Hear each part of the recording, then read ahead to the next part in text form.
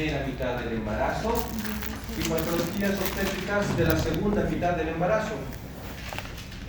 Hasta hace una década atrás, las patologías de la primera mitad del embarazo se hacía a cargo de una especialidad que se llamaba ginecología. A partir de la segunda mitad del embarazo, recién se hacía a cargo la especialidad de obstetricia.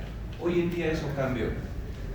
El especialista obstetra tiene que tener ya la formación ginecológica. Entonces, ese médico se hace cargo de esa división. ¿Cuánto dura un embarazo, doctor? Ya, por lo general siempre mencionamos 9 meses. Para ustedes ya no se cuenta por meses, sino por semanas. Y son 40 semanas. Un embarazo dura o tiene que durar 40 semanas. Antes de las 40 el nacimiento se llama pretérmino. A las 40, término. Pasadas las 40 semanas, postérmino. Entonces un embarazo dura 40 semanas aproximadamente. Si decimos patologías de la primera mitad del embarazo, abarca hasta las 20 semanas. Pasado las 20 semanas se habla de patologías de la segunda mitad del embarazo. Entonces comenzamos con la primera mitad del embarazo.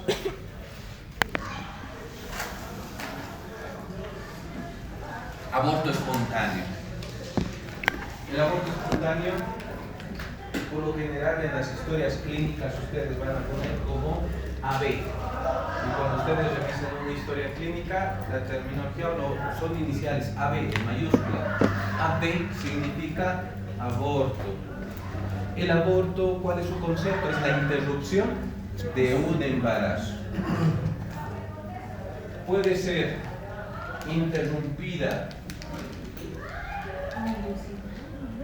voluntariamente o cuando no es voluntario es fortuito.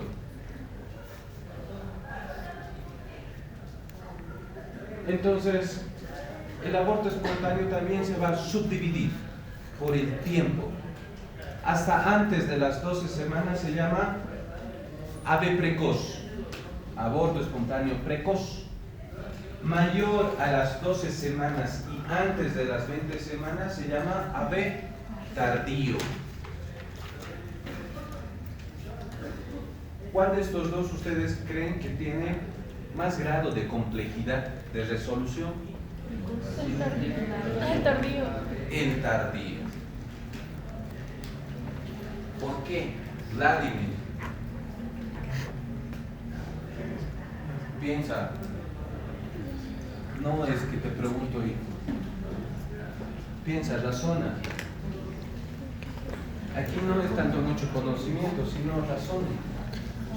¿Por qué, Vladimir? ¿Por qué es importante para nosotros, para ustedes saber ese término de precoz y tardío? ¿Por qué el tardío tiene más complicaciones resolutivas que el precoz? Quizá por las estructuras que cuando están las estructuras como por ejemplo las series está específicamente hecho para ser expulsada, pueden el tamaño del bebé también, pero Diana, antes de bebé le vamos a denominar producto, ¿está bien? Para que no tengan una relación más íntima con bebé.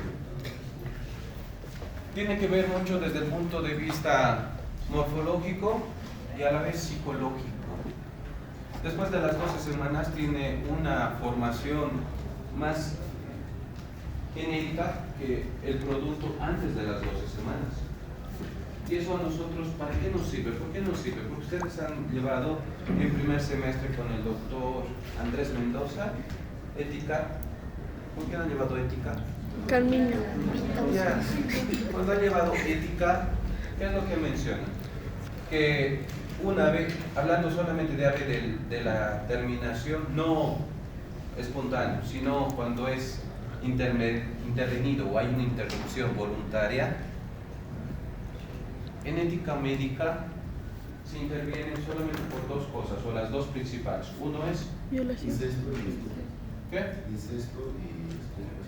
y Ya, dicho en otras palabras, puede ser por violación y dos, porque la paciente es menor de edad. Y ahí es donde habla Soria que puede ser esa interrupción de distintas maneras. El médico trata de que sea antes de las 12 semanas. La interrupción tiene que ser, si se le ordena, cosa que en eso todavía peleamos los del área de salud, porque nosotros hacemos un juramento donde está nuestra ética y moral, que no podemos ir en contra o atentar en contra de una vida.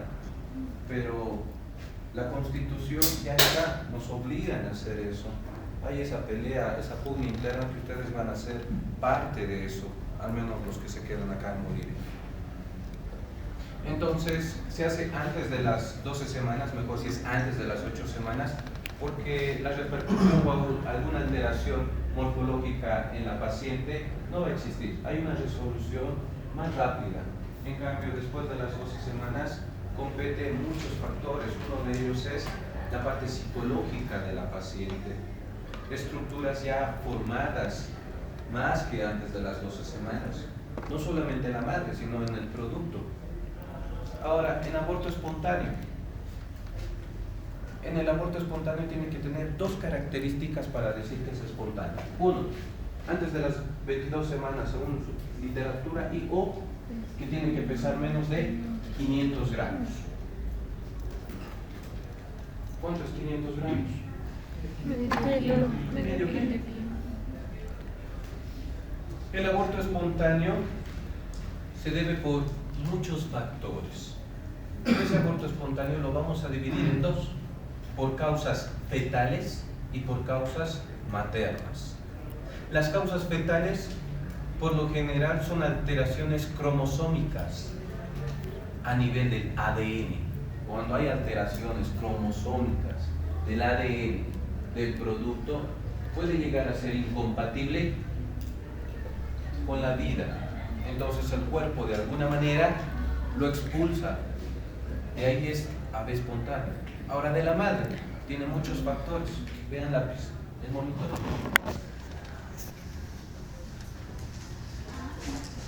Uno de esos factores, o de los muchos factores más comunes, se deben a dos procesos infecciosos. Una, infección del tracto urinario e infección de transmisión sexual. Esos dos tipos de infecciones son los más comunes para desarrollar un ave espontánea. ¿Por qué? ¿Por qué creen? Pérez.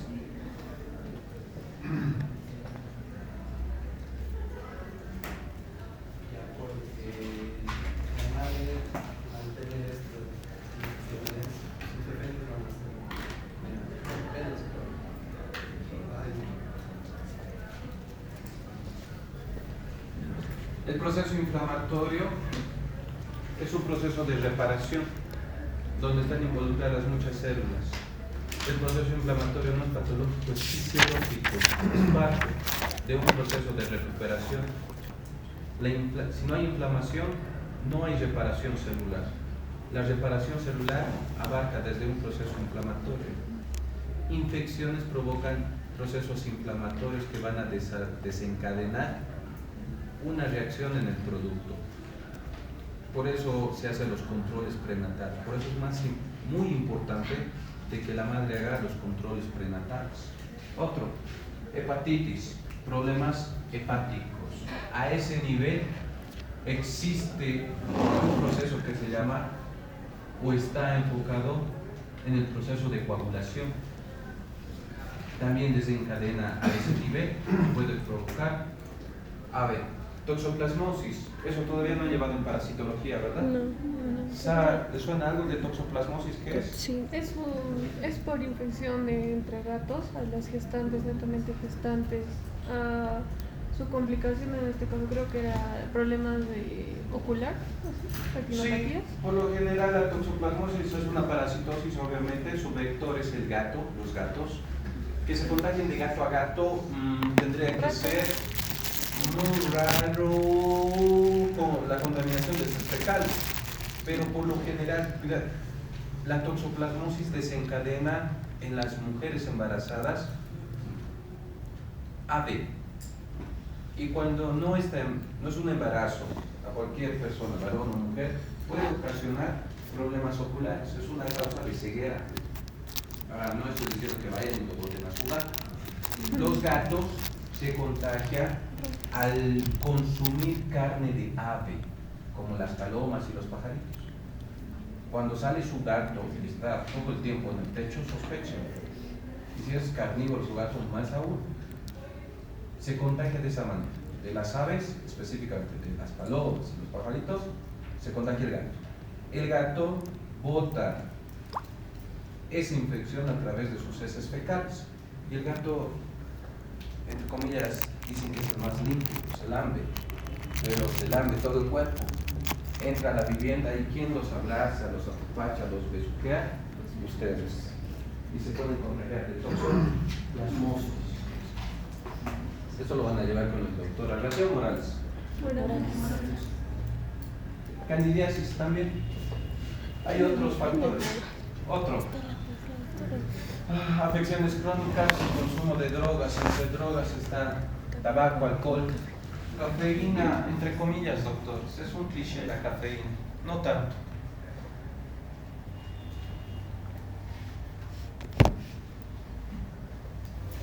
Edad materna.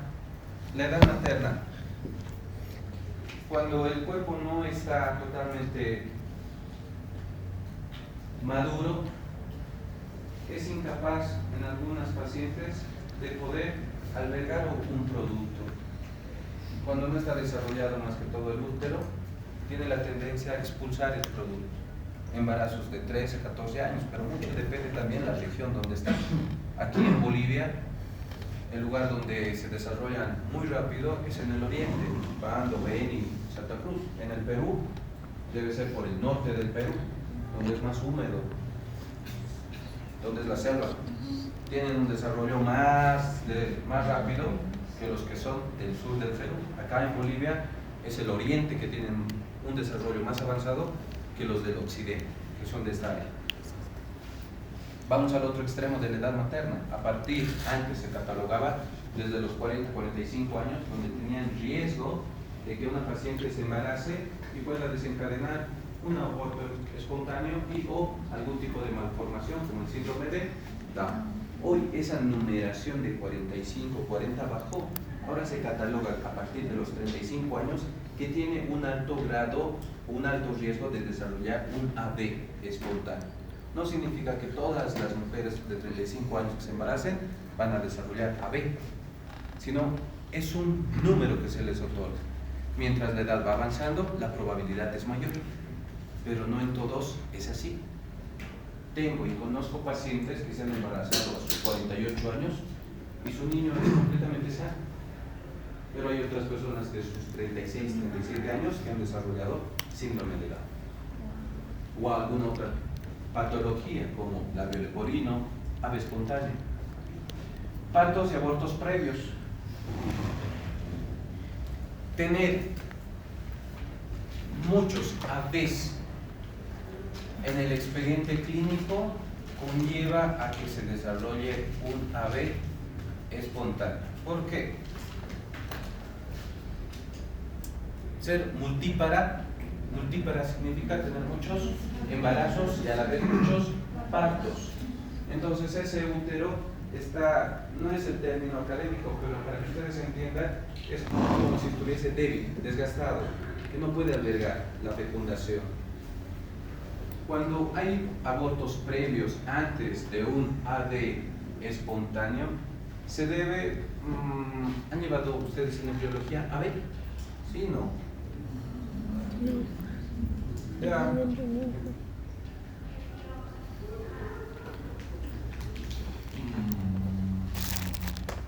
Algunos les dije que no me agradan los abogados y los odontólogos. ¿Nunca? No. A mis otros estudiantes, ¿no? ¿A ustedes? Ya. No me agradan los odontólogos y los abogados.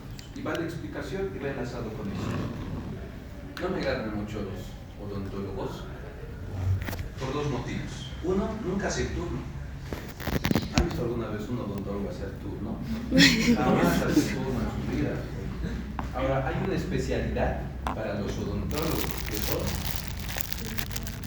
maxilofacial. Esa especialidad maxilofacial se supone que es el ente superior de un odontólogo. ¿Qué más puede aspirar? Maxilofacial. ¡Wow! Maxilofacial, odontólogo. Pero, ¿saben quién ocupa esa especialidad? Los médicos. Todos los que son maxilofacial son médicos. Pues un odontólogo no hace turnos. Ese es uno. Dos. ¿Conocen la garita? Sí. ¿Sí? Ya, nunca vayan por ahí a bailar. Ahora, por ahí venden ropa. Deben conocer por ese motivo. Vayan por donde venden ropa y alcen solamente su cabeza un poco y van a ver en el primer piso, segundo piso de las casas, dice consultorio privado, privado. No todos, pero en su mayoría son consultorios clandestinos donde practican AB. No todos, pero en su mayoría son odontólogos. Ahora, entonces dudo cómo sabe. Debe tener contacto. No. Existe el Hospital La Paz de la Garita. Sí. En el Hospital La Paz yo he hecho mi lote de ginecobstetricia.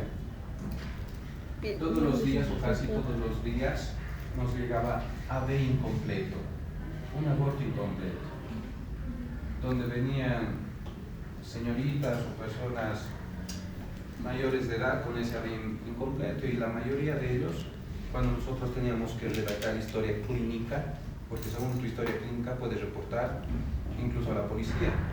Entonces, lo común de todos nos decían caída, que se cayó y pasó eso. Pero dada la casualidad que en toda su internación solamente eran ellas, no había familiares. Y con los médicos no se abrían. ¿Con quiénes se abrían? Con las enfermeras. ¿Qué es lo que les mencionaba? Que en esos lugares donde ya les he mencionado, hacían este tipo de ejercicio, de AB. Y ese AB depende de las semanas. Antes de las 8 semanas utilizan métodos farmacológicos. Después de las 8 semanas se utilizan instrumentos. Y eso lo realiza un médico. Nosotros le llamamos ese término que ustedes van a aprender de acá a 3 años, que se llama LUI. Son iniciales de grado intrauterino, LUI. Ese LUI se tiene que hacer con un raspado. Se hace un raspado uterino. Eso es legrado. Nosotros no utilizamos ese término de raspado, estoy utilizando para que ustedes me comprendan. Pero hay signos donde ustedes, haciendo eso, ven la característica y dicen que ya está.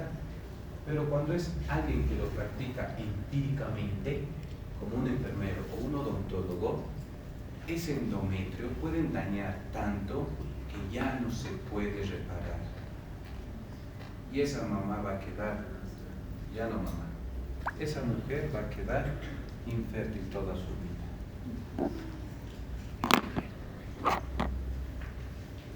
O el endometrio no puede regenerar tanto como tiene que regenerarse y no alberga el ovocito, no es capaz de albergar y cae el ovocito. Entonces eso es AB espontáneo. Por eso hay que tener mucho cuidado. Por eso es importante que nosotros sepamos las causas de los ABs anteriores o previos, cómo ha sido, por qué ha sido. A un médico no se le puede mentir, ¿sabían? ¿No ven? No es por mañoso, sino es por conocimiento. ¿Cómo se puede saber que una mujer ha estado o ha tenido un embarazo previo? Sin que ella nos diga.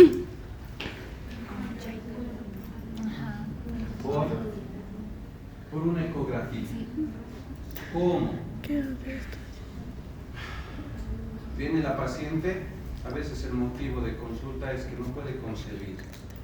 Entonces ustedes ya han adquirido hoy un conocimiento por el cual puede ocasionar un AB espontáneo, viene por infertilidad o AB espontáneos seguidos. Entonces se hace una ecografía. La ecografía ustedes agarran, hacen la ecografía y siempre se les pregunta, ¿alguna vez te has embarazado? ¿O has estado embarazada? O mamita, si embarazada, dependiendo de su cariño que ustedes tengan a sus pacientes, y les dicen, no. Ustedes agarran la ecografía, saben las medidas de un útero.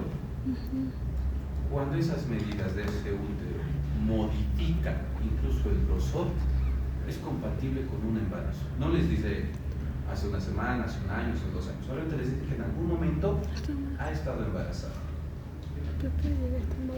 Esa es la que ustedes no pueden decir, no mentira, no mientas. Porque a veces vienen con sus parejas.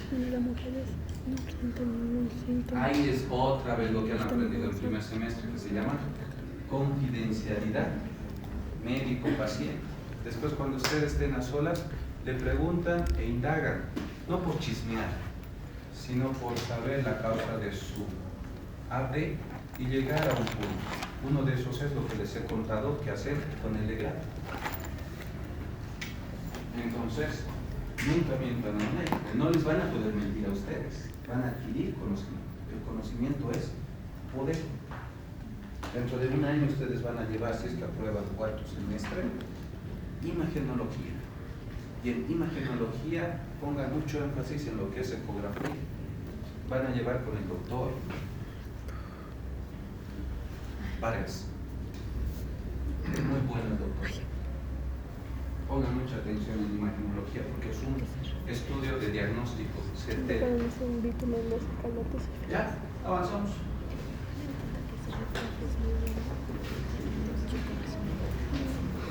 Signos y síntomas, lo que nos implica.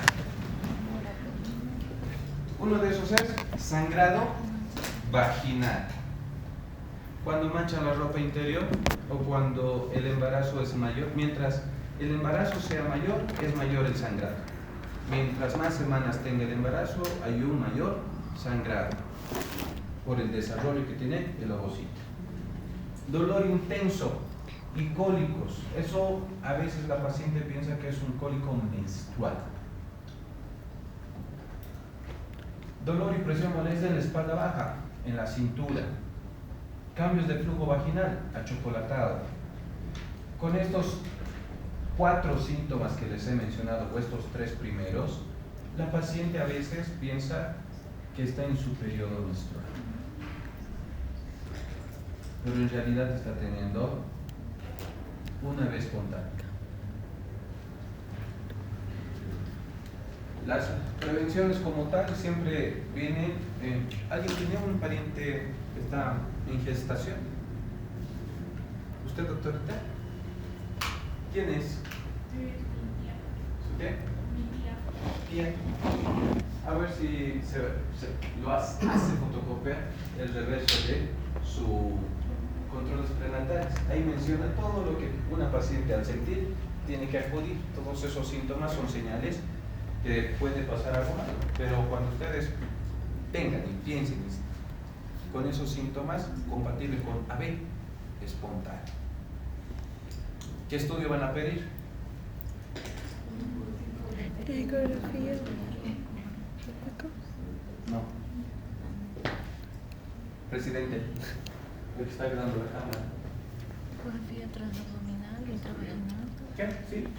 ¿Qué estudio complementario pedirías, doctor? Vamos a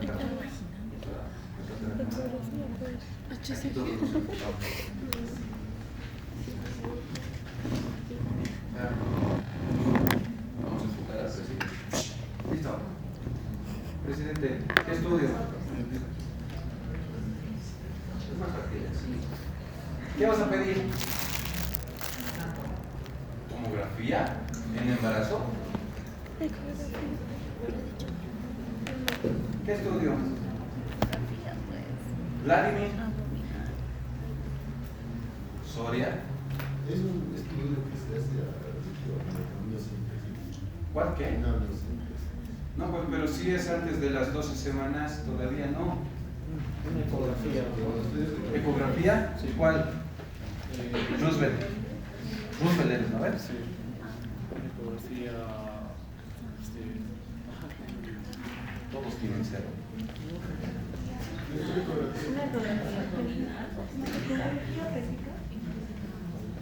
Doctorita. Ecografía obstétrica temprana. Doctores, Obstétrica. si su paciente, hay dos cuestiones. Mire, si su paciente llega a su consultorio de la doctora Magali con estos síntomas, lo primero que ustedes tienen que corroborar es que esté embarazada. Entonces tienen que pedir una prueba de embarazo. Pueden utilizar primero en cassette, que es una prueba rápida de orina, y paralelamente después de sangre, que lleva un poquito más de tiempo. Entonces recién sí o sí, solo sí, van a hacer una ecografía. Pero ustedes tienen que tener un respaldo, excepto que venga con su carnet de prenatal, de controles prenatales, o un laboratorio donde diga que está embarazada. No pueden, digamos, viene y les dice, doctora Magali, estoy embarazada. Eso métanse en su cabeza desde cuarto semestre. Todos los pacientes mienten, todos mienten. De por sí, los pacientes son bien mentirosos. Entonces, no se la crean. Hay personas que están detrás de su cuerpo. Ahí voy embarazada. Es porque odio a los abogados. Detrás de cada uno de ustedes hay 5 que están estudiando Derecho para sacar provecho de cada uno de ustedes. Están esperando que en sus clases se duerman, atiendan, lo que ustedes quieran para tener un mejor y sacar provecho de eso. Espero que nunca nadie de mis estudiantes y ningún colega pase por eso. A veces pueden cometer solo una falla, un descuido, y todos los días van a salir ustedes a trabajar para que el 70% de su sueldo paguen a esa familia o esa persona que lo ha logrado un abogado. Entonces prepárense muy bien. La mayoría de los casos que se ve o que he visto, que he revisado, con lo que les he dicho que soy especialista, es en la parte quirúrgica y obstétrica. Tienen que prepararse muy bien. ¿Por qué tienen que saber que está embarazada? Porque la ecografía, ustedes van a decidir cuál. Y en ese tipo de ecografía también se pueden equivocar, que enseguida lo vamos a ver. Entonces, primero, ¿qué tienen que saber? ¿O corroborar? Es embarazada. Después hacen el estudio imaginológico, y en el estudio imaginológico les puede salir que en el ovocito ya no hay vida, se lo está tratando de expulsar, o incluso ya lo expulsaron, solo hay restos. Ustedes, si son médicos generales, o bueno, ahora salen con médico cirujano, tienen que derivar a especialidad para que se haga el grado como tal. Eso deriva en especialidad, no ustedes. Ahora, si son obstetras, ustedes ya hacen lo que se les va a enseñar. Otra patología de la primera mitad del embarazo ectópico. El embarazo ectópico no es más que una fecundación fuera de lugar, donde no puede ser albergado el ovocito fecundado. ¿En qué lugares entonces se desarrolla este embarazo? En las trompas. En la trompa de falopio. A ver, vamos a castigar o no. Pito número 1. ¿Mi derecha o izquierda? 1, 2, 3, 4. Doctor, partes de una trompa de falopio.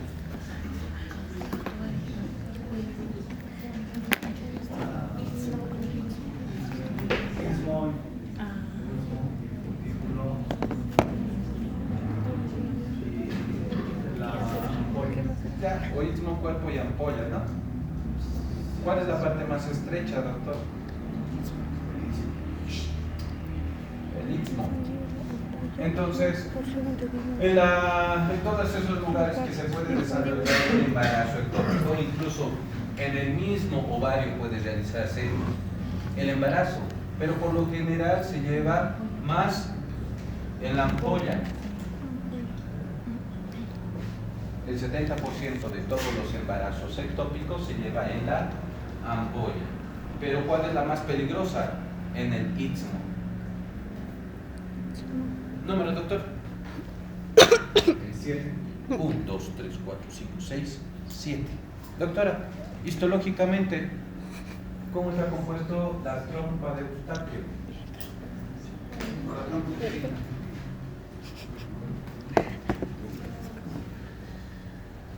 Ya, por tiempo, doctores. En el istmo no se puede desarrollar o es más peligroso porque su pared en ese segmento no tiene esas fibras elásticas que puedan albergar ese producto.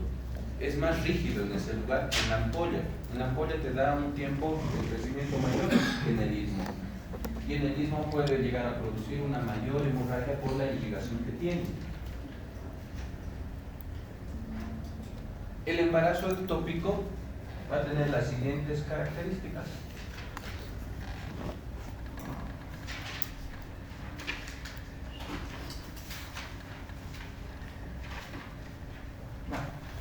Ahí.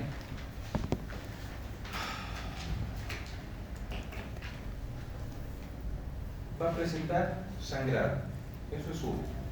El sangrado puede ser en gotas o un poco más que gotas, pero nunca hemorragia masiva. Ese sangrado en gotas, mientras cada día va desarrollándose el ovocito, va rompiendo tejidos. Ese rompimiento de tejidos, que es súper vascularizado, empieza a producir un sangrado, una hemorragia pequeña. Pero cada minuto, cada hora, cada día hay un sangrado. Y la paciente a veces piensa que está en su periodo menstrual. Ese sangrado puede exteriorizarse y manchar la ropa interior o puede caer en el piso pélvico, la pelvis. Entonces hay una hemorragia interna. Con lo que les acabo de decir, doctora, ¿cómo va a estar su paciente? Con lo que acabo de decir, ¿cómo cree que va a estar su paciente? ¿Pálida? ¿Sí? Ya, después. ¿Qué más? O sea, signos y síntomas, dígame, doctorita. ¿Vladimir qué? ¿Puede presentar sangrado? ¿Qué? ¿Puede presentar sangrado? Sangrado. Sí. Sí, es lo que acabo de decir. Ah, Otro, a eso sumale. La doctora dijo palidez. Otro. Dolor abdominal. Ya, cólico. Porque si está creciendo, hay ruptura y hay dolor. Presión arterial baja y frecuencia cardíaca elevada y frecuencia respiratoria baja. ¿Por O qué? sea, va a tener ¿Por qué la presión baja, Roosevelt? porque va a haber demasiado sangrado. Pues, sangrado. Ya, entonces su presión va a bajar. Sí. ¿Qué se llama eso?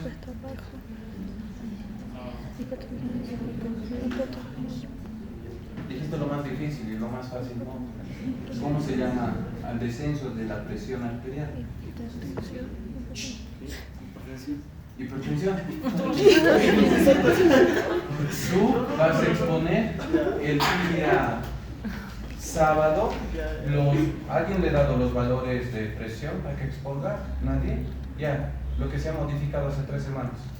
Valores normales y alteraciones de la presión arterial. Si baja la presión, no puede ser hipertensión. Se llama hipotensión. Doctor, al ver una hipotensión, ¿podrá haber desmayos en la persona? Sí, cuando baja, mire, sangrado, baja la presión. Al bajar la presión, la paciente se va a enfriar. Trabaja más el corazón en una primera instancia, luego se vuelve más débil. Cuando baja la frecuencia cardíaca se llama solo E. Ya. Y con la frecuencia respiratoria, ¿por qué arriba y no abajo? No, ¿por qué arriba y no abajo? A ver si estás bien, solo defiende. En una primera instancia aumenta la frecuencia respiratoria, después baja. Todos esos síntomas, ¿cómo se llaman? Por IPS. Todos esos síntomas, ¿cómo se llaman? Por IPS. La voy a traer a la próxima, la doctora Fernández. No le he enseñado nada. Shock hipovolémico. Su paciente con embarazo ectópico puede desarrollar un shock hipovolémico. Ese es el mayor riesgo de esta alteración. ¿Cuál es su trabajo de ustedes? Evitar el shock hipovolémico. Por eso tiene que ser un diagnóstico inmediato, rápido. Si su... No sigas, no, perdón. Ya, pero es que me hiciste así. No, sí quería comentar con respecto a las características clínicas que estaba mencionando, también no se tomaría en cuenta la amenorrea. Porque si tiene sangrado. No sé, La paciente piensa que es su menstruación, más no es su menstruación, sino es el sangrado. Cuando crece el ovocito en un lugar distinto, hay un sangrado. Incluso en la implantación hay sangrado. Que les han enseñado a ustedes que la implantación es un sangrado como cuando lavan la carne. En este caso no es tanto así, es más oscuro. Pero con lo que es tan chiquitito y desarrolla hay una microhemorragia manchada. Entonces, ¿dónde me quedé? Entonces hay sangrado, hay hipotensión, hay enfriamiento de la paciente, hay una bradicardia. Está en un cuadro tal vez de shock hipovolémico. ¿Cuál es la parte resolutiva? Ustedes primero diagnostican inmediatamente y la única resolución es el acto quirúrgico. ¿Cómo se diagnostica? Pérez. Me acuerdo. Esta semana solamente los apellidos que conozco voy a nombrar, después ya me voy a familiarizar y ya murieron. Pérez.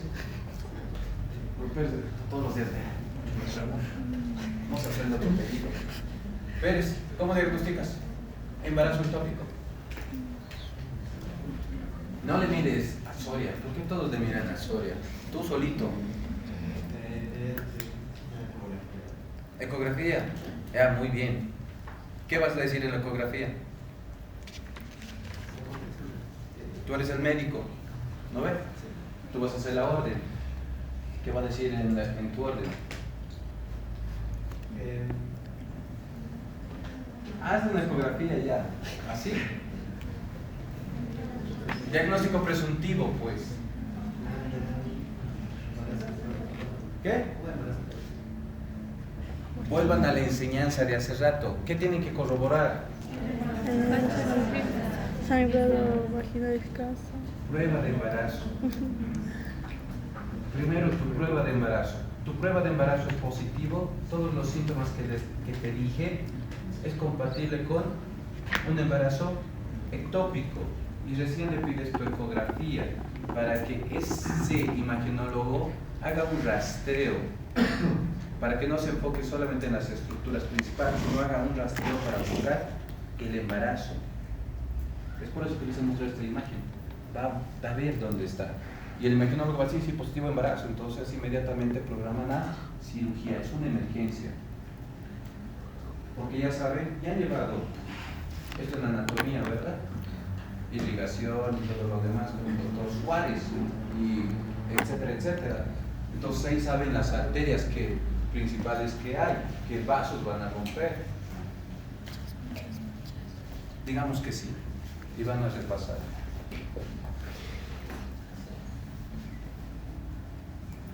Ya, Soria. Sí, tú. Dame la lista de tus compañeros y me voy a memorizar apellidos.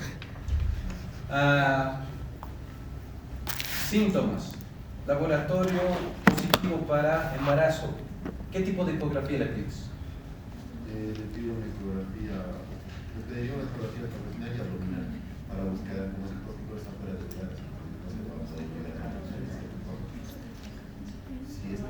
No, solamente puedes pedir uno. ¿Abdominal? ¿Y por qué no transvaginal, que es más certero? En el transvaginal se notan las estructuras mucho mejor que en la abdominal.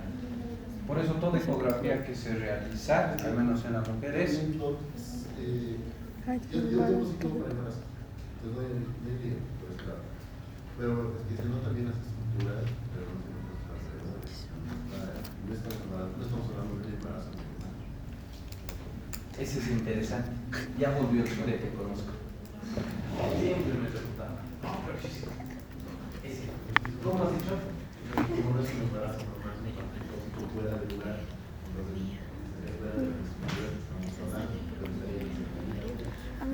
Ya, entonces si es un embarazo, le puedes hacer un transvaginal. No te van a aceptar, no te aceptan en la vida. Quería que lo abortes, yo sí, porque no lo quiero abortar. Ya, miren, les voy a dar un tip. Cuando ustedes tengan el laboratorio positivo para embarazo, nunca, jamás, pero nunca pidan una ecografía transvaginal. En un embarazo siempre es abdominal. ¿La explicación cuál es? Para saber, o sea, la paciente te dice, el laboratorio te dice que es positivo para embarazo. ¿Estamos? Tienen los síntomas, pero solo hasta ahí. Te falta la tercera, que es el imaginológico. Este podemos sospechar que hay un sangrado con amenaza de AB. ¿Estamos? Amenaza de AB. Espontáneo, si quieren. Cuando ustedes pidan una ecografía transvaginal, para los que no conocen, es como lo más cercano. No es tan delgadito o pequeño, sino es un poco más grande, y siempre les piden a la paciente que traiga un preservativo. Entonces ponen el preservativo y es transvaginal, entran, y para visualizar. Pero en el momento de introducir, ¿qué es lo que va a provocar? Abertura, puede provocar, no digo que siempre, pero puede provocar abertura del cuello uterino. Entonces al sacar, puede hacer un AB. Y no era un embarazo ectópico. Ustedes han terminado de abrir el cuello uterino para que se produzca eso. ¿Quiénes van a estar sometidos? ¿Por qué? Por negligencia. Siempre que tengan un laboratorio positivo para embarazo, hagan o pidan una ecografía abdominal. El cuello uterino, ¿han visto cuello uterino en anatomía? ¿Sí? No, ese no es. El cuello uterino, a ver.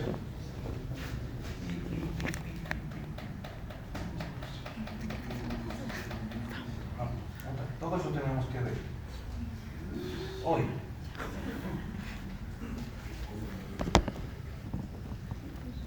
Ya. Allá. Es un circulito, un redondo. Para visualizar eso tienen que utilizar un instrumento que se llama el espectro. Abre y es como un redondito con un puntito. Eso es cuello uterino cerrado. ¿Estamos? Cuando hay embarazos frecuentes, multigestas o multíparas, entonces el cuello empieza a crecer y el huequito ya no es un puntito, sino es una rayita longitudinal. Es más amplio, más ancho. Ese cuello uterino en un embarazo tiene que estar siempre cerrado. Si se abre, el producto sale. Y ese cuello es importante que ustedes conozcan cuando ustedes estén en las 40 semanas y tenga los síntomas que está en un trabajo de parto. ¿Qué es lo que ustedes hacen? Tacto vaginal, enguantado, lubricante, ingresan y tocan el cuello. Y ese cuello es normal, embarazo. ¿Saben eso, verdad? Consistencia normal, embarazo. Tóquense todos una vez. Esa consistencia. Ahora, cuando ya está embarazada, entran y entra, supongamos que este es el huequito, entra el dedo es 1 centímetro. De aquí a aquí es 1 centímetro. Entonces, y es primiparar, al día siguiente van a hacer, porque tarda, la mandan a caminar. Entonces, ese cuello se va dilatando, lo que nosotros llamamos borramiento. Entonces, se ha borrado, ¿no? Es que ese cuello se ha dilatado, para que ustedes ingresen con los 2 dedos y tienen que tener una circunferencia de 10 centímetros. Y acá el mío mide 11. Entonces, cuando yo ingreso, hay eso, entonces ya está por nacer, va a nacer allí a media hora, 1 hora.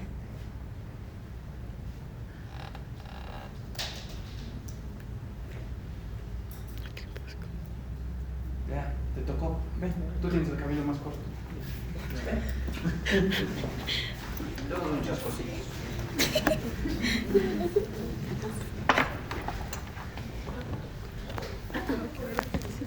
Sí, claro, vaya. A lo que me refiero es esto. Agáchate, mirando al piso. No, güey, no. Ya, cuando ustedes ingresan, la presentación del producto es así. Ustedes van a entrar y la circunferencia es esto, van a tocar su cabecita. Cuando es los 10 centímetros, ya está, ya va a desencadenar en cualquier momento la salida.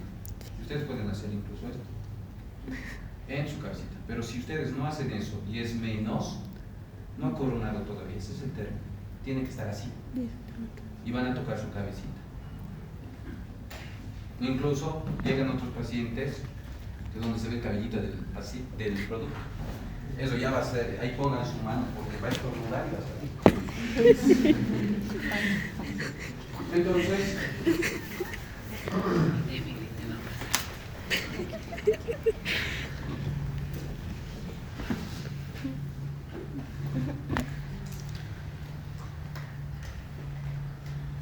ya. Entonces ese cuello tiene que estar así cerradito. ¿Estamos? Cerrado.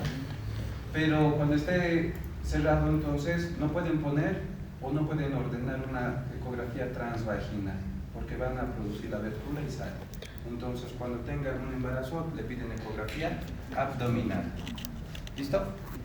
Ahora, lo que hace rato hemos hablado de la abertura, todo eso, van a llevar, no sé si llevan 1 año obstetricia, pero atiendan a cada clase de obstetricia, por favor, porque de por sí el lote más pesado en su internado es obstetricia, llevan 3 meses. Ahora, ¿cuál es la diferencia? ¿Por qué es pesado? Porque supongamos que el doctor, yo soy solo, supongamos, y estoy rotando medicina interna. Viene mi paciente con cefalea, le doy su antimigrañoso y se va y me voy a dormir. Póngale 2 de la mañana. Supongamos que ella es mi paciente, estoy rotando obstetricia, soy el Soria. Viene, no es que viene y lo voy a sacar en 1 minuto, tengo que internarla. Y si es primigesta, puede que todo mi turno me quede con ella, agarrando su barriguita, porque tengo que revisar tanto a la paciente como al producto. Y puede ser 8 horas y a veces siempre y en luna llena hay trabajo de parto. Y hasta que no salga, no la puedo despachar, no me puedo ir a dormir. Y en un descuido puede pasar todo. Por eso en las clases de obstetricia, cuando lleven con su médico, pongan mucha atención en todo. Les va a servir. Es muy bonito. Muy bonito. Muy bonito. Muy bonito.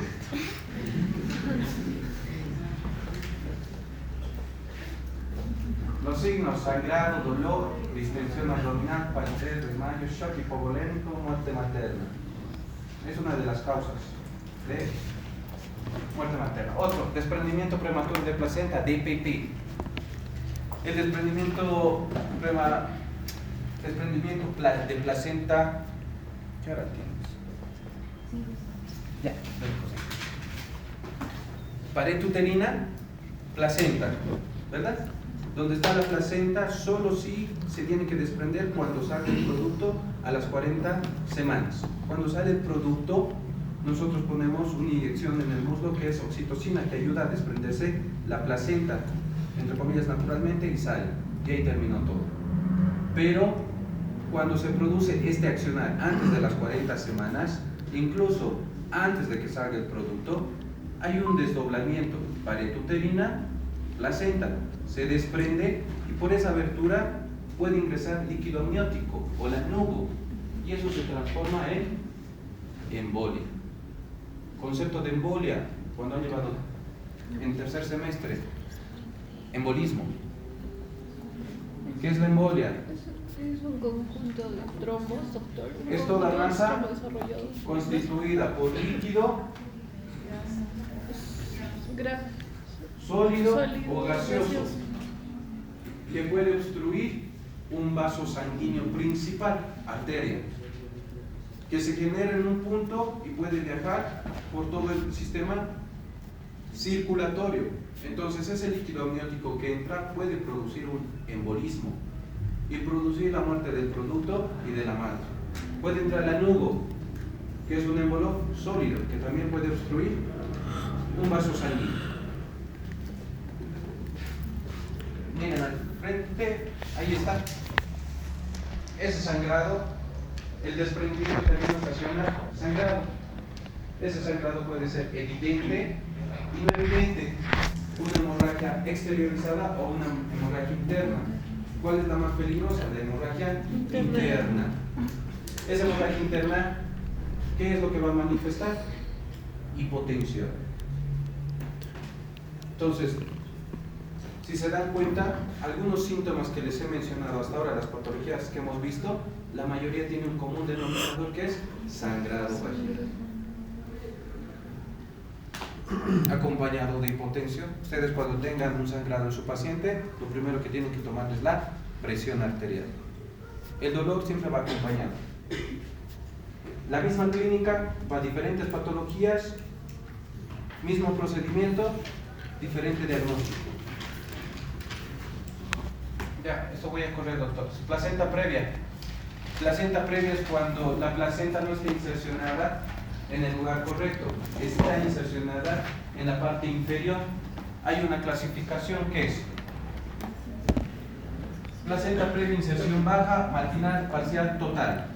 ¿Cuál es la más riesgosa? La total. Entre la parcial y la total es la más complicada.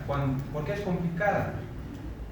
Uno, puede provocar hemorragias masivas y puede tener una complicación en el médico tratante. ¿Qué les dije hace rato cuando tienen que ver su gordita si ya está en trabajo de parto? No, hacer el tacto vaginal. Supongamos que no es su paciente, ha venido de emergencia su paciente y no tiene su cartón. Entonces ustedes van a hacer un tacto, pero no saben que hay placenta previa, total o parcial. Al hacer el tacto pueden desprender esa placenta y provocar una hemorragia masiva. Su literatura de obstetricia dice que antes de hacer el tacto tienen que tener un estudio ecográfico para ver dónde está la inserción de la placenta. Otra complicación, esto sí ya lo han visto, esta es la ecografía, esto lo han visto en embriología. Cuando la inserción de la placenta con el útero, solamente la inserción es superficial de un intercambio vascular para que dé oxígeno al producto.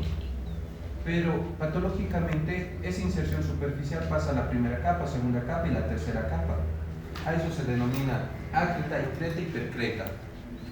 Tienen que tener su estudio ecográfico. La única resolución en esto, ¿cuál es? Esta paciente no puede tener un parto normal. Tiene que ser un parto quirúrgico llamado cesárea. Para que una vez que salga el producto, tienen que remover de manera quirúrgica la inserción patológica de la placenta. La más complicada es la percreta, que atraviesa todas las paredes del útero. ¿Cuáles son las paredes del útero? Endometrio, miometrio y endometrio, miometrio y presidente? Miometrio. No todo eso. Vamos, preeclampsia y eclampsia. Ahora estoy pasando prácticamente a patología. Puede catalogar, miren, hay algunos autores que mencionan que la preeclampsia se produce después de las 12 semanas. Hay otros que mencionan que la manifestación de la preeclampsia es pasada a las 20 semanas. La preeclampsia y la eclampsia. La preeclampsia es una patología pura que puede desencadenar o desarrollar la eclampsia como tal. La preeclampsia tiene características multifactoriales, multidisciplinarias. ¿Por qué se produce la preeclampsia? ¿Cuál es su característica de la preeclampsia? ¿O a qué se define preeclampsia? Se define como la elevación de la presión arterial en una mujer gestante, previamente no haber sido hipertensa. Porque una cosa es que tú seas hipertensa y te embaraces, y en tu embarazo sigues teniendo tu presión alta. Otra cosa es que tú no tengas hipertensión arterial y en el momento que te has embarazado se manifieste una hipertensión arterial. Son dos cosas distintas. Cuando es preeclampsia, nace el producto y la hipertensión se soluciona, se corrige, porque el causante de la presión alta en esa paciente era el embarazo. ¿Qué estructura, o específicamente, fisiológicamente, con el doctor Izaguirre, qué sabe? El hipota. ¿Glándulas? El hipotalamo. Ya. ¿Saben qué es trofoblasto, verdad? ¿Qué es trofoblasto, doctor?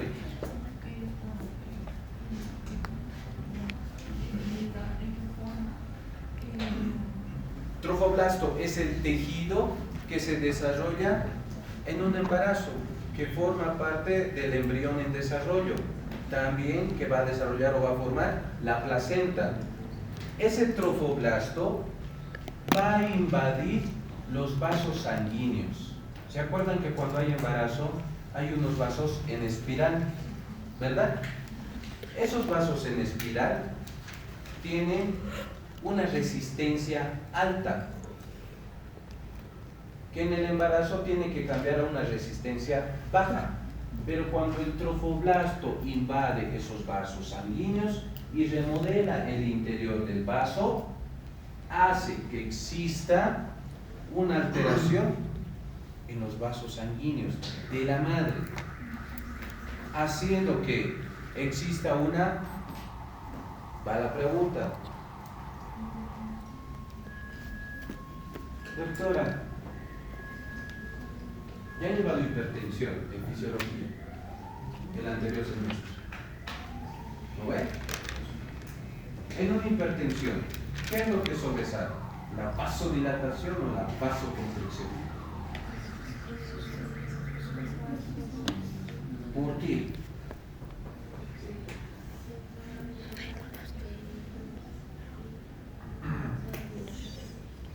Es la vasoconstricción, en eso sí. ¿Por qué? Porque está alterado la aldosterona 2 por el sistema angiotensina aldosterona.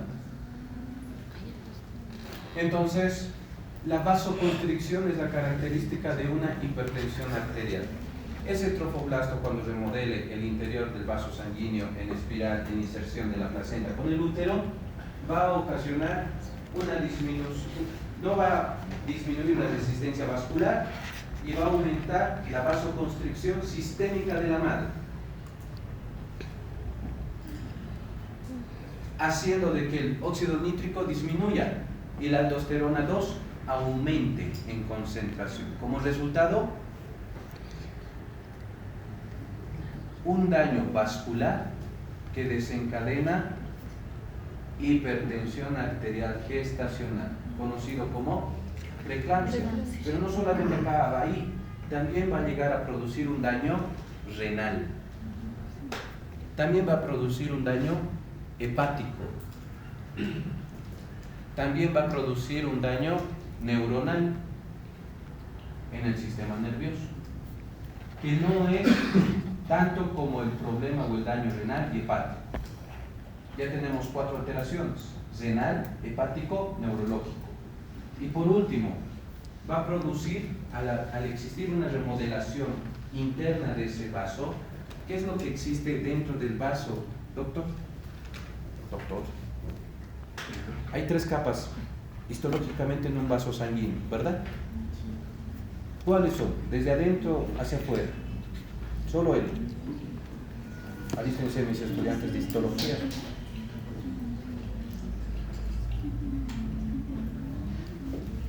¿Dónde está? Usted misma es. ¿Dónde está la tobala? No ha venido. Aquí está. Ah, sí. Tobala tú. De adentro hacia afuera. Histológicamente. La túnica. ¿Qué le has hecho? ¿Le has pegado? ¿Ves? Te digo.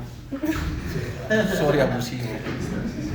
La túnica adventicia. La íntima, la media y la adventicia. La túnica íntima es donde se va a acoplar el endotelio, la parte del lumen. Después es la túnica media, donde está el músculo liso. Es el que va a provocar vasoconstricción. Y la adventicia, que va a volver al vaso sanguíneo. Entonces, como va a remodelar la parte interna, va a cambiar o va a alterar el endotelio. Y ustedes saben que el endotelio tiene una función anticoagulativa y también, según el caso, puede ocasionar coágulo. Entonces ahí entra una petición del tromboembolismo, que ya lo han visto en anatomía patológica. ¿Cómo explican, Soria, el tromboembolismo? Por la triada de Virchow. ¿Lo han visto? Lo que te estoy preguntando es, dime la triada de Virchow. La triada de Virchow es hipercoagulación. ¿Daño endotelial? Ya, doctores, Lesión endotelial. doctores, cuando les digan tromboembolismo, siempre van a llevar. En cualquier materia, más adelante van a llevar. Si les piden cómo se desarrolla el tromboembolismo, o dígame la fisiopatología del tromboembolismo, siempre su mente que se dispare a la triada de Virchow. La triada de Virchow explica la fisiopatología del tromboembolismo. La triada de Virchow es 1. Hipercoagulabilidad. 2. Éstasis sanguínea, o más conocido como turbulencia sanguínea. Y la tercera, una alteración en la pared vascular. Una de esas alteraciones de la pared vascular es el endotelio, daño en el endotelio. La hipertensión que tiene esa paciente puede provocar la turbulencia, la éstasis sanguínea. ¿Y la hipercoagulabilidad? Sí. ¿Por qué? Porque en estos pacientes van a desarrollar una plaquetopenia. ¿Qué es la plaquetopenia? Ahora sí, pinta. No, muchas rojas. ¿Tú eres pinta? Tú. Sí, eres. ¿Qué es plaquetopenia? ¿Cuánto? Ya saben, laboratorio tercero, Inferior a 150.000 plaquetas. todo lo que está por debajo de 150.000 se llama plaquetopenia. Entonces, una plaquetopenia desarrolla una trombosis, que es la triada de Virchow, que puede ocasionar trombosis, una trombosis diseminada en la paciente, que puede llegar a provocar el deceso de esa paciente. Es una complicación que lo vamos a ver con el nombre de síndrome de HELLP. H-E-L-L-P. Síndrome de HELLP. Síndrome de HELLP es la complicación de una preeclampsia. Ya les he explicado lo que es qué es la preeclampsia, cómo se da la fisiopatología y lo que va a ocasionar clínicamente.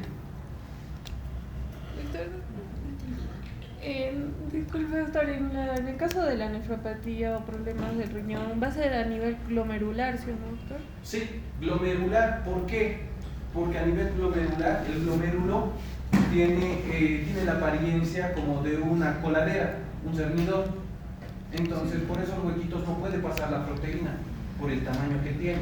Cuando está alterado el glomérulo, va a haber una fuga de proteínas. A eso se denomina proteína. Ya, ¿cómo recolecta, doctor? ¿Cómo que recolecta? Con un envase. No, ¿cómo? Cierren sus ojos, cierren sus ojos, cierren sus ojos. Ya, ¿cómo le va a decir a su paciente? Tiene que orinar en ese envase.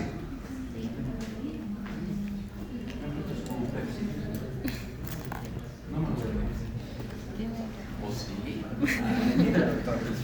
Ya, hagan esta recomendación. Cuando viene su paciente, ustedes tienen que tener la misma paciencia que les tengo a ustedes. Pero, de verdad, en serio, ténganle paciencia a su paciente. ¿Por qué? Ustedes, por lo general, no ustedes, pero la mayoría hacen proteinuria. Ya tome la receta y vaya al laboratorio. Y el laboratorio trae mañana la muestra y ya. Ustedes hagan la diferencia. Les van a explicar cómo va a ser la recolección, cómo se hace la proteinuria. Y la proteinuria se hace de la siguiente manera. Le dice a su paciente: señorita, mañana, cuando se levante su primera orina de la mañana, lo desecha, va al baño normal.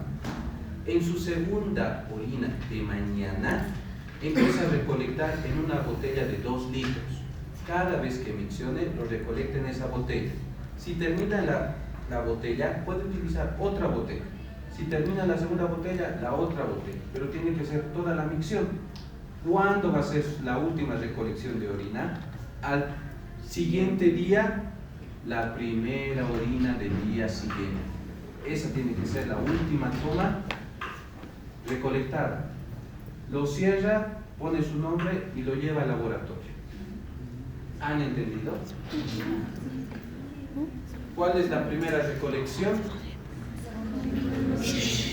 ¿Cuál es la primera recolección? La segunda orina, o después de la primera orina. Del día siguiente. ¿Y la última recolección? La primera orina. Del subsiguiente día. Esa se llama proteinuria de 24 horas. Entonces, si hay proteinuria, daño glomerular. En ese daño glomerular también pueden despejar el síndrome nefrítico y nefrótico, que uno es eliminación de proteínas y el otro es presencia de inmunoglobulina presente. El doctor con un signo de interrogación. ¿Han llevado síndrome nefrítico nefrótico? Sí. ¿Sí, doctor? ¿Cuál es cuál? ¿Les he dado tarea para edematización? No. Ya. Doctorazo, usted nos va a hablar el día sábado. Diferencia entre síndrome nefrítico, nefrótico y edema cardíaco y renal.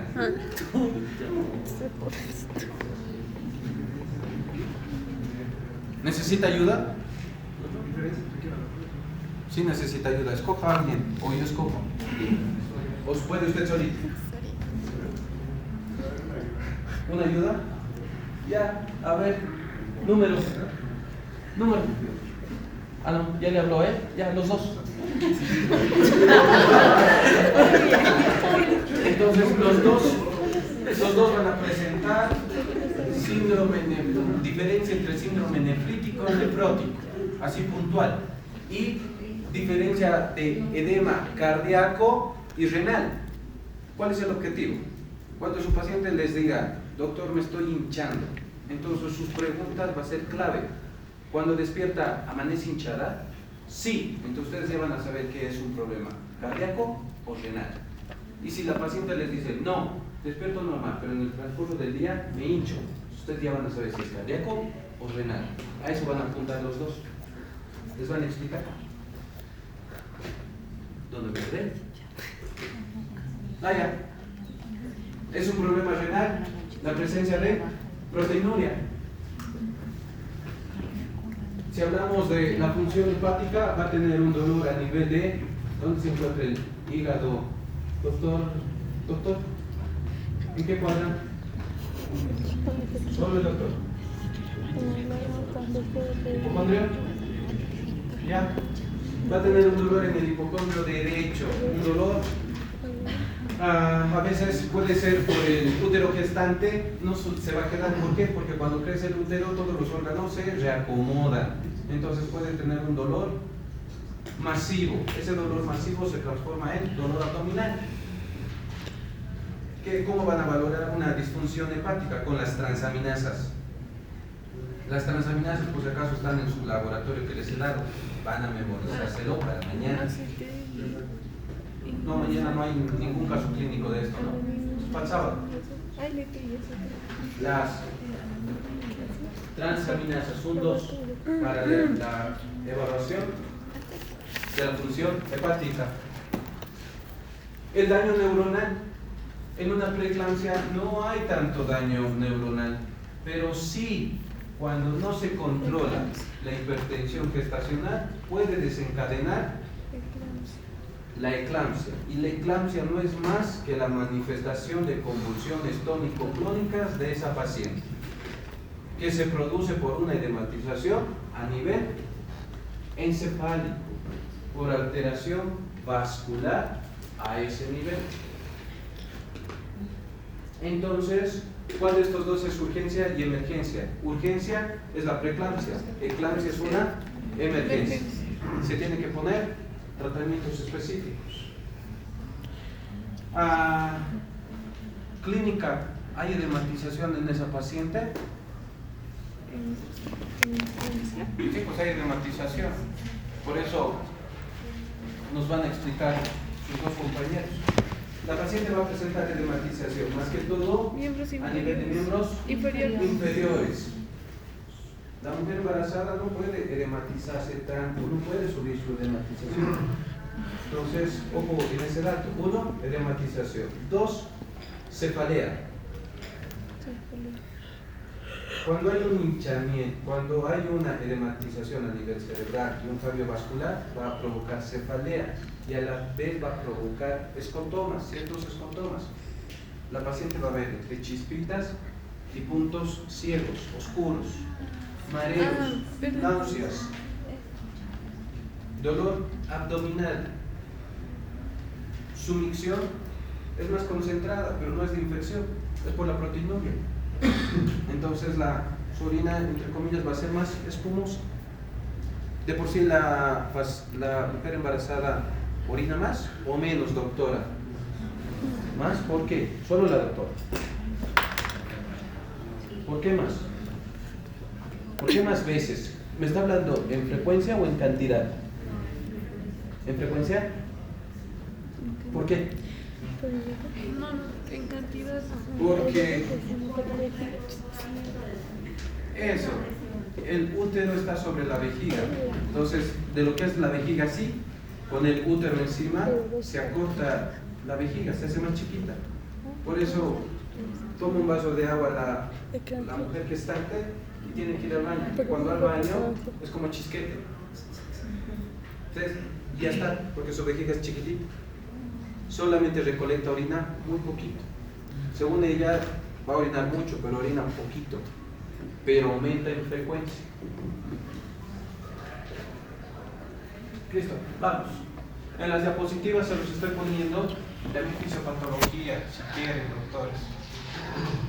La definición, presión sistólica, criterios de severidad de la preeclampsia. Esto se lo guardan para fisiopato. Vamos con síndrome de Herpes. El síndrome de Herpes es una consecuencia de la preeclampsia. Está desarrollado por las iniciales. HC, hemólisis. ¿Qué es hemólisis? Destrucción de glóbulos rojos. Entonces, de por sí, si hay hemólisis, ¿qué va a producir con la disminución de glóbulos rojos, doctor? Estaba leyendo recién. No, yo le pregunto, si disminuye los glóbulos rojos, ¿qué va a producir? Ya. Si hay una hemólisis, ¿cómo va a estar la orina? Oscura, doctor. Hemólisis, destrucción de glóbulos rojos. Incluso la orina va a cambiar el olor. La E y la primera L, elevación de las enzimas hepáticas, las transaminasas. L más P, disminución de plaquetas, que se llama plaquetopenia. Entonces el síndrome de Gerd tiene una tríada, que es hemólisis, plaquetopenia y la invasión de transaminasas. Van a pedir ese laboratorio. Enfermedad trofoblástica, ya, vamos con la enfermedad trofoblástica. La enfermedad trofoblástica, hace rato les dije, ¿qué es el trofoblasto? Doctor, ¿qué era el trofoblasto? Lo que le pregunté a su compañero. Es un tejido que se forma Ya, que pertenece al embrión para formar el tejido superficial y también la enfermedad trofoblástica puede ser incompleta. ¿Qué hora tiene? Ya. Puede desencadenar una patología que es muy conocida, que es la mola incompleta parcial y mola completa total. Lo que ustedes han visto en embriología, las alteraciones, la mola hilatiforme incluso mencionan, pero en este cambio es la mola incompleta o parcial y la mola completa o total, y solamente se basa en su carga cromosómica, nada más. Pruebas de diagnóstico. Se hace con un diagnóstico imagenológico. Ahora, ahí ustedes están viendo una ecografía donde muestra la mola. Ahora, ¿quieren ver algo real? Esa es la placenta. ¿Cuál es la alteración en sí? ¿El producto o la placenta? ¿Qué les dije que forma el trofoblasto? La placenta, que es consecuencia de la preeclampsia. En este caso, esta es la placenta, doctor. Placenta, producto. La placenta tiene una apariencia imagenológica de panal de abejas. No se olviden. Cuidado que eso piensen que es ovario, como les he mostrado el SOP, que es perlado. Mola hilatiforme, vean la placenta, qué forma tiene. El producto no tiene ninguna alteración, el producto no sufre una malformación. El producto está desarrollado acorde hasta donde la placenta lo permite. La placenta es el suministro de oxígeno. Si la placenta tiene una alteración morfológica por un cambio estructural cromosómico, se ve alterado, entonces no es compatible con la vida.